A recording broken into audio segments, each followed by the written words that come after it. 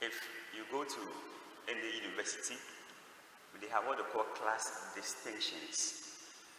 So if a student happens to offer a course after 4 years or so, he or she comes out with either a first class, second class upper, second class lower. I think there's a third class, right? Yeah, so we have class distinctions. Today, Paul reminds us that we can't have such things in the church. We can't have such things in the church. In the Church of Christ, there should be no class distinctions. That is why a doctor could be sitting on the same pew with a student. It doesn't happen in the outside world. It doesn't happen. That's why a professor can be sitting on the same pew with somebody who has not even finished secondary school. That's why somebody from the north can be sitting on the same pew with somebody from the south. There's no room for class distinctions in Christianity. So if you become a Christian, a Catholic to be precise, and you still have that feelings, oh, she's an Ewe, oh, he's an Akan.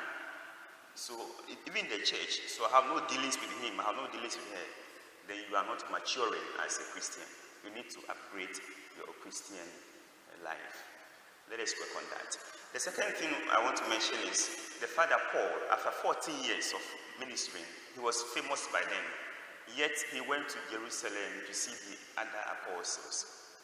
Sometimes when you and I, we seem to be doing better even than those who are ahead of us, those who are superiors, our leaders.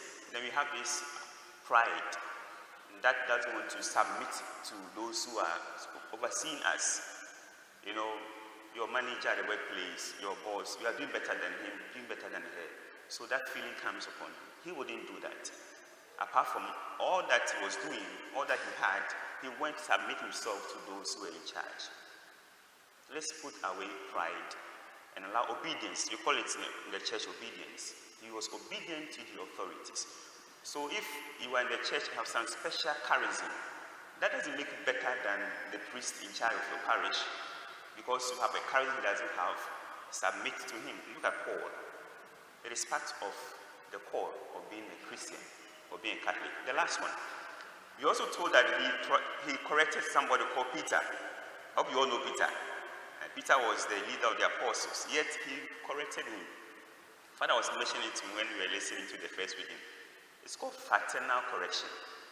He wasn't correcting Peter to show that he's better than him, but to make sure that the church remain the church.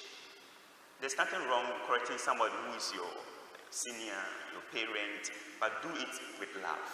Look at the way he did it. He didn't do it to shame Peter, but to bring him back to the truth. So let us correct, but correct with love. When you correct with love, then we can get everybody on board.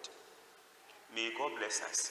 And may Saint Maria Faustina Kowalska, who is the Apostle of Divine Mercy Devotion, may she also intercede for us now and always. Amen.